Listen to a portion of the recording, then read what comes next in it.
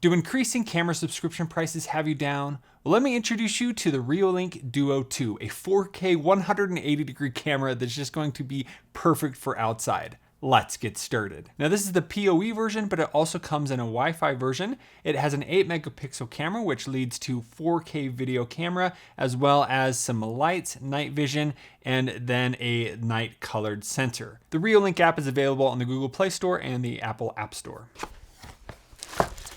And here we have the camera. There you go. That is the beefiest camera I've ever had here. So you do have an option to mount it from the top or the bottom. And then right here you have a micro SD card slot. Now this is really cool. You can actually use a micro SD card slot. You can also use a Reolink NVR, so it can record and back up everything to there. Or you can set this up with FTP. So many ways in which you can use this. And then here on this cable, it does have the power right there, and then you also have PoE with this little weather adapter. And then here there is some weather shielding as well. And here we have a cat cable, as well as the mount, some screws, and a screwdriver. That's kind of nice. As well as a quick start guide, a sticker, a mounting guide, and some other tips. And because this is the PoE version, it does not come with a power adapter. I will just need to plug the Ethernet into here and then have that plug into my PoE switch that I have in my network room. Before we install this, let's go ahead and install our micro SD card. So here we're going to use the included screwdriver. And then we're just going to sit it like this and click it into place. There we go. And put the cover back on. Now here on the front, you do have the light sensor and then the microphone right there, and the speaker is down here on the bottom on the back. And as for mounting, here you can mount it a few different ways. You can mount it from the top or the bottom again, but you could mount it from a wall. So this could be attached to the wall like that, or you can hang it, and this is what we will probably be doing out there today. So now let's go ahead and get it installed outside, and then we're going to come back in, go through the setup process, and see what this is really capable of. Now once I figured out the mount, this was pretty easy. I then put the weatherproof case over the Ethernet plug, stuffed that all back in, got it set up, and then I realized the camera was positioned way too high. Now I ended up taking off the mount, flipping it 180 degrees. This way it allowed me to position the camera much lower so I could see my entire yard, and that worked much better. I also could have moved this onto the wall. I was worried about this just being screwed into the metal, but actually with some high winds, it didn't move too much. So I think it's in a good spot. And then we're gonna plug the Ethernet cable on the other end into the PoE switch. Plug it in. Power, success. Next, we'll head into the Reolink app. I've already created my account and verified it through my email. And as soon as we did that, it looks like my device has already connected to the internet, and here it has found the device. Now, if your device does not show up, you could go into the ad here. You can scan the QR code or tap LAN to search for any available devices connected over the Ethernet. But here it's already found it, so we're gonna tap on the settings to initialize the device. And now we're gonna go ahead and create a password for the camera. Next, we need to name the device. Let's call this driveway camera. And we have finished the setup. It's then asking if you wanna download a QR code where you could share it so others can access the camera. And we're gonna go ahead and tap finish. So as soon as we tap on here, you can see just how wide this is. So I'm actually gonna head out and go and reposition it now that I can see it, to put it in the perfect spot. Now that we have it fully installed, let's check out what we can do in the app. So here on the main page of the app, it's showing the cameras. If you had multiple cameras, it's showing up here. If I tap on the camera, it's then going to go to a live feed and give me other controls that I have. And here we have the view and how this is pretty wide. Oh, look right there. It's showing some motion notifications as well as a person detection. So that's really nice that it's right there. Now this is a full 180-degree view.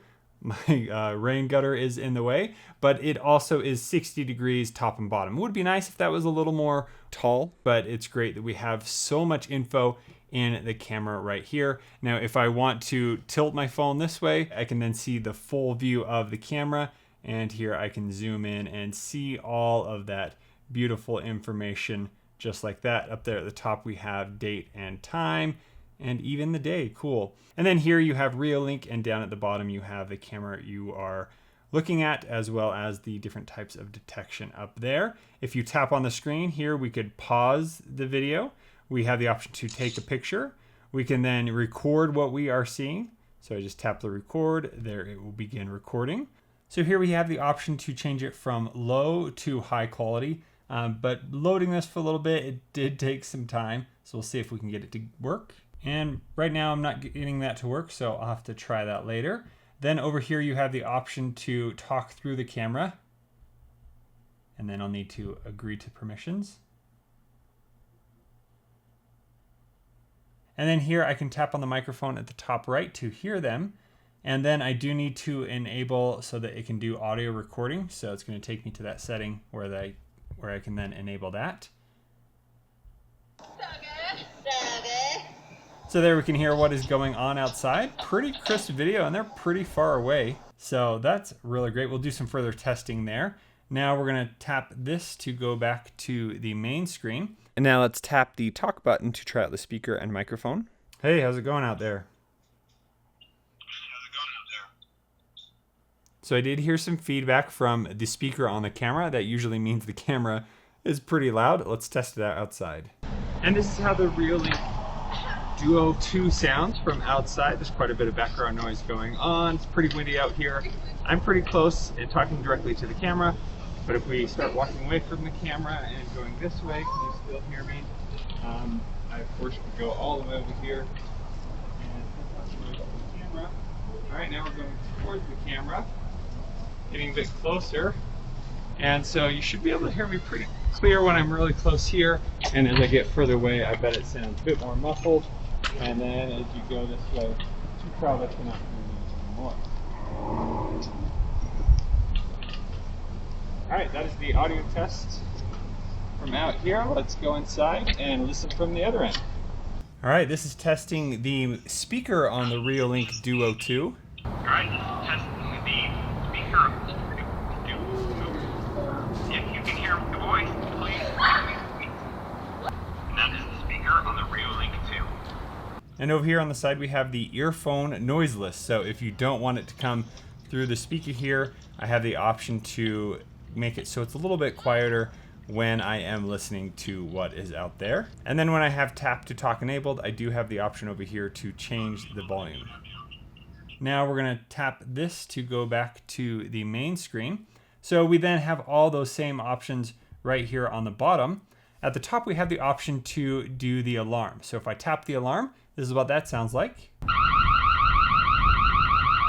And then if I want to turn on the spotlights, I can just tap on the little flashlight right there, and that turns on the light. Let's look at what that looks like at night. So how close do I need to be for it to go off? Oh, interesting. Now I had just walked past on the sidewalk. It didn't turn on the light, and as soon as I came closer, it did. You can adjust those settings in the app, and then it brightened up the whole driveway and grass area here. And then when it turns off, it looks like that. And then down here at the bottom, again, I have the talk button, and I can go to playback. So if we go to playback right now, it's showing all the different things that it has seen. Here it's showing us that we can go to a specific time on the timeline. We can see the different videos that have been recorded, and then we can drag for the video progress.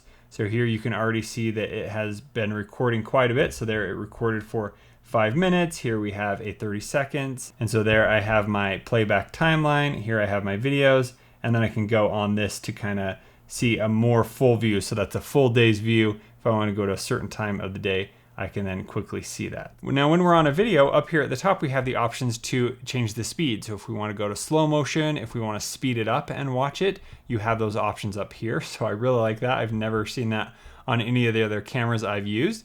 Then we have the option to download the clip right there. And instead of downloading the full clip, you can go to what you want to download, and it's going to download up to 120 seconds. So I can bring this down to make it a little smaller, or we can go further and then tap download right there.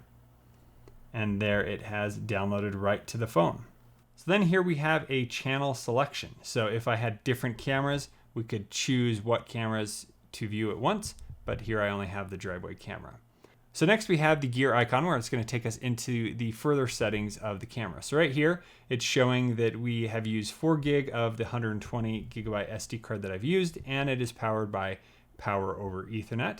If I tap on the camera here, it's giving me some more info about the device name. I can adjust that. I can see the storage available. I can see some network information. and then other build and firmware information. So that's all down there. And here is the option to update. It looks like it is most up to date. Then we have display. So we can actually adjust a ton of different things about the display. If you're having any issues, you can change the clear resolution. So that's the full 4K or the fluent resolution. So here under clear, I was having some issues. If I go to clear, I could adjust the resolution. The higher resolution you have chosen, the clearer the videos will be. So I could go down to a slightly lower resolution and see if that's going to make an impact. I can also adjust the frame rate. It looks like it goes up to 20 frames per second.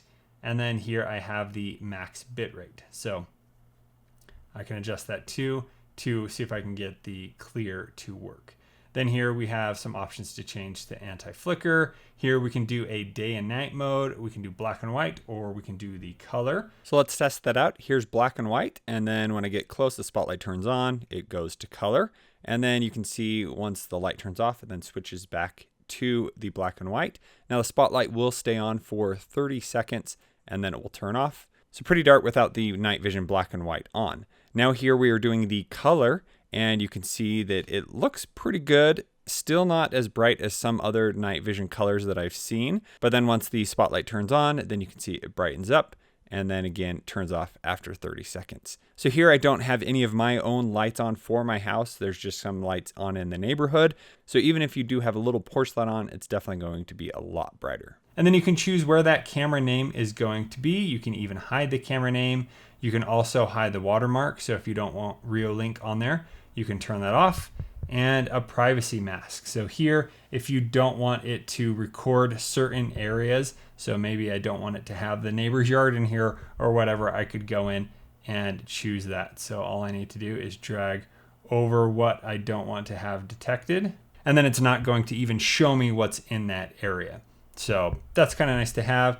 Then we have some advanced features down here where we can adjust the threshold. So if it's too light or too dark, you can go in here and adjust that. Let's make it just a tiny bit lighter, see how that looks.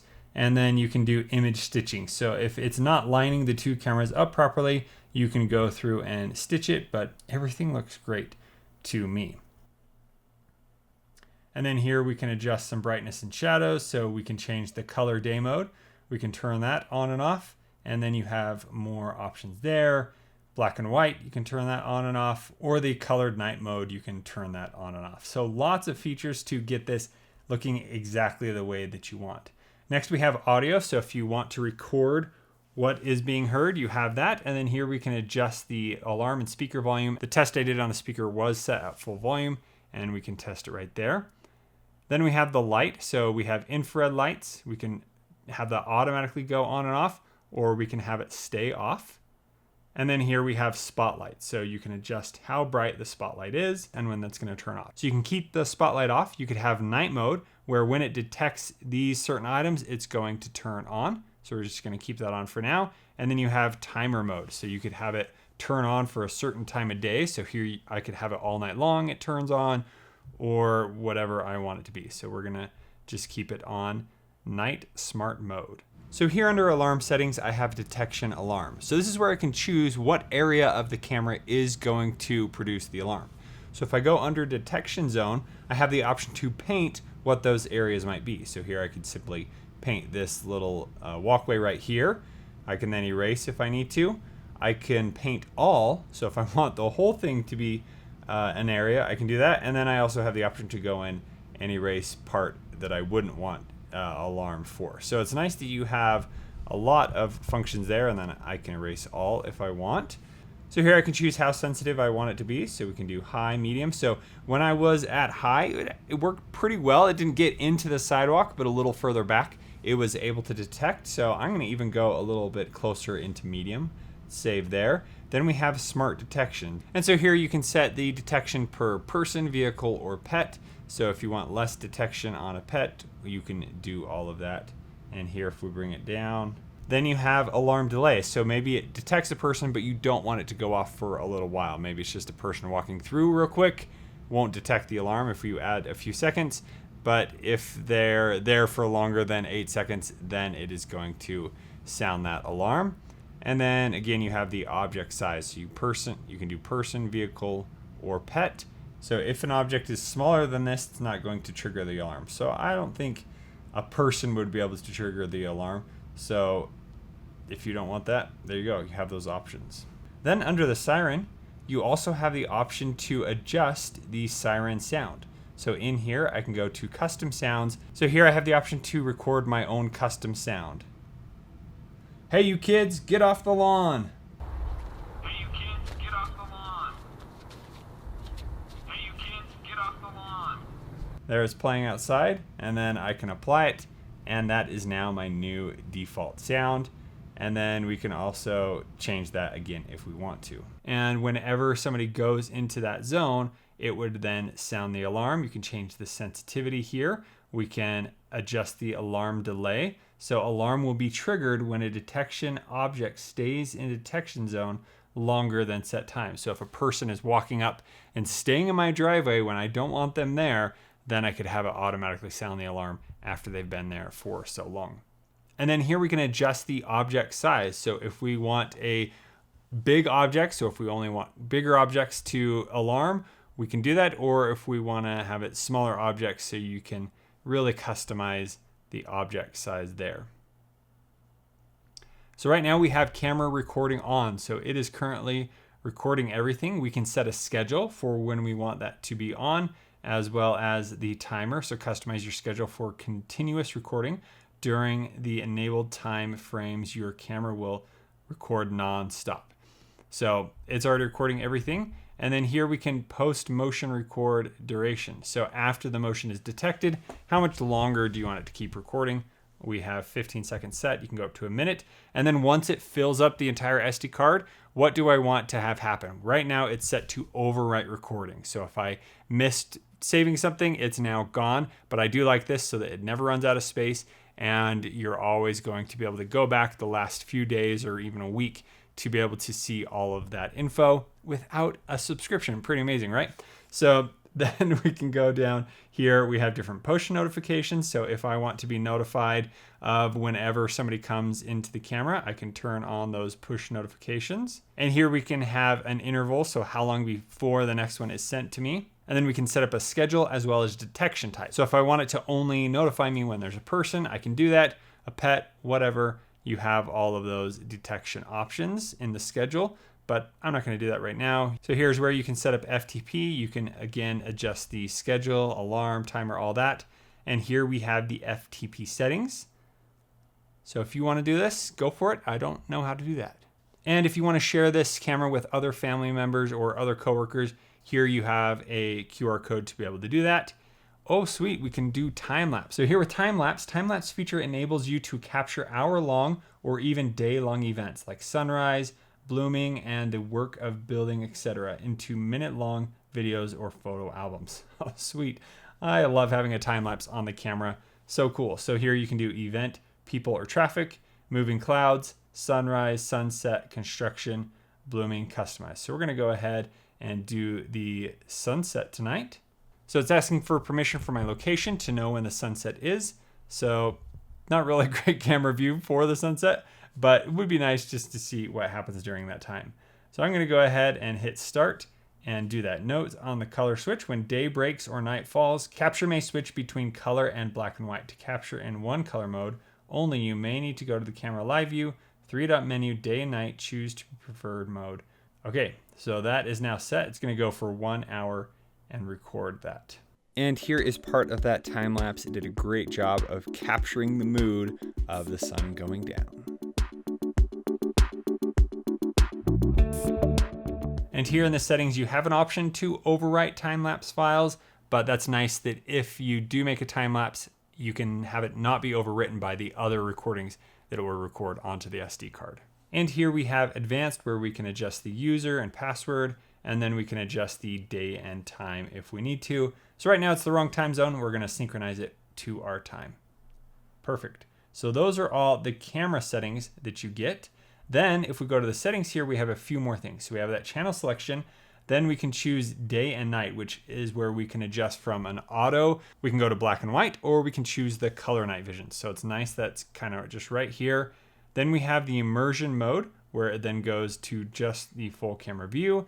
And then we can do picture in picture. So if you want to browse your phone while you're looking at the camera, you have that right here, and we can move it around. We can increase the size and everything. So it's really nice that we have just so many settings there. Let's actually go back here, tap on this, go to settings, and then we have the option to allow for picture in picture or not. Now next I want to set this up where we can view the camera on our Google display. So what we're gonna do is head to the cloud, tap on smart home here, and then I need to enable the driveway camera to be viewed by other smart devices. So we have enabled that now. And then I'm gonna head into the Google Home app to be able to connect it to the app here. So we're gonna head to devices, tap add, then we're gonna select works with Google and search Reolink. And then we're going to continue and sign into our account. So then we're going to tap allow, and then we're gonna head back to devices. If we scroll all the way down to the bottom, here under the linked to you section, we should see a driveway camera. All right, here we have a funny looking camera name. So here, if we tap on this weird named camera, let's see if that's it. We can tap the settings right now and see that that is the Reolink smart camera. So let's go ahead, tap settings, and we're going to then add it to the home, and then we're going to give it a name. All right, let's see if it will load here on the phone.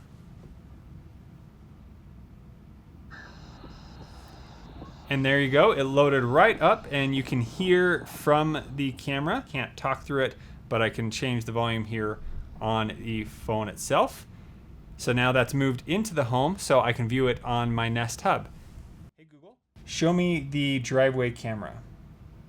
All right, streaming the driveway camera on kitchen display. All right, it's trying it right now. And there we go. We can see that full 180 degrees right here on the camera. Looks like there's no zoom in or anything. You can pause it, but it's great that we have this live view, and this should stay on for quite a while. I know other smart displays tend to turn off after about 10 minutes, but we're just gonna leave this and see how long it lasts. And this has now been playing for more than 10 minutes, and it looks like it's staying on screen, so that's pretty good news. Let's go ahead and close that. All right, I guess we'll try using the other assistant as well. We're gonna head into the Alexa app, and we're gonna head down to the more, and we're gonna go to skills and games and search for Reolink. And here we are going to enable to use and link our Reolink account. And here we have the new device. It of course does not have a name, so we're gonna call it driveway camera. Alexa, show me the driveway camera. Okay. All right, it did take some time, but there it has loaded up the Reolink Duo 2. So we're gonna let this sit for a minute. Usually I only see cameras on Echo devices for about 10 minutes. It's definitely been longer than 10 minutes, and this is still there, so that's pretty cool. Not sure how long it would actually stay, but good to know you can have it last a lot longer. I've now been using the Reolink Duo 2 for a week, and I am extremely impressed. Everything has just been very snappy, there's tons of features, and it didn't cost any subscription. Let's go ahead and head right into the Reolink app, and you can see how great this is able to work. I haven't opened this app all day long, so I'm gonna scroll over, tap on Reolink, it's gonna jump right into the app, and there it's loading up the live stream instantly. That's much faster than many of the other cameras I have load up. So here you can see that live view. Some of the things I missed showing at the beginning is if we go to the playback here, you can actually sort by playback on what was seen in the screen. So down here at the bottom, when we scroll through our playback, you can tap right here and see the different ways in which you can search. So here, if you only want to see person detected, there you can do that. If you want to see a vehicle detected, you could choose pets.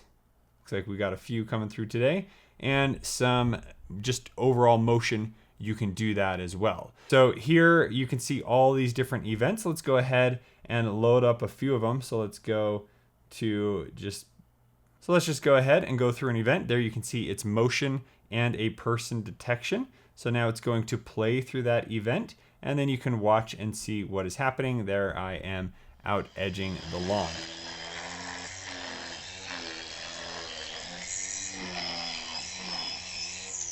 Really nice, crisp, clear video. If I want to download it, we can tap download, and then you can even go through and select the 113 seconds of video that you really want, and you can tap download right here.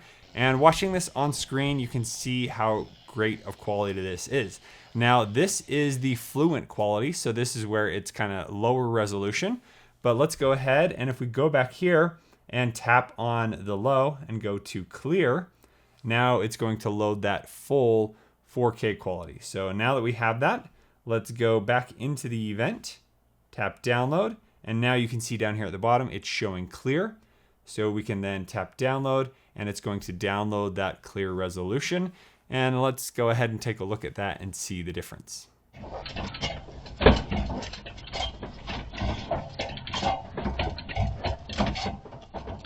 And zooming in here, you can see the clear offers a lot more clarity in some of those hard to read spots. Now, sometimes with the clear, it does take a little bit longer to load, but it's great that you now have that really high quality. So let's check out the time lapse that I recorded. Here you can see my little robot mower out there mowing the lawn. You can see the pattern he goes. My favorite part about this is the teenagers across the street coming over to check out how nice he was able to mow the lawn. So really cool to get the time lapse. And I love how if you go here into the settings and then you go to the time lapse, it could be a little easier to get to, but just love that it's there. When you go to create a new time lapse, you have so many different options. Now these are recommended options, and then you can customize every one of these. So if I wanted to do construction, I can come in here, I can change the settings, I can have it start now, I could have it start at a later date. I could choose how long I want this to go. So here you can have it do more than a full year time lapse. I don't know if I'm gonna wait a year to figure out if my time lapse worked or not, but you do have that option. Then down here, you can choose the daily capture. So if you want it to capture certain times of the day, you can set the interval. So once every 50 minutes, you can set every second, every minute. Here it's saying what kind of things you would want for types of events. So construction every 50 minutes, clouds every 10 seconds. So cool that you can break it down. And then here you could have it be a photo. So it is saving every single photo, or you could have it be a video where it's then going to compile it once it's done. So if I want to go and download that time lapse, right here I have the option to view the last time lapse I did.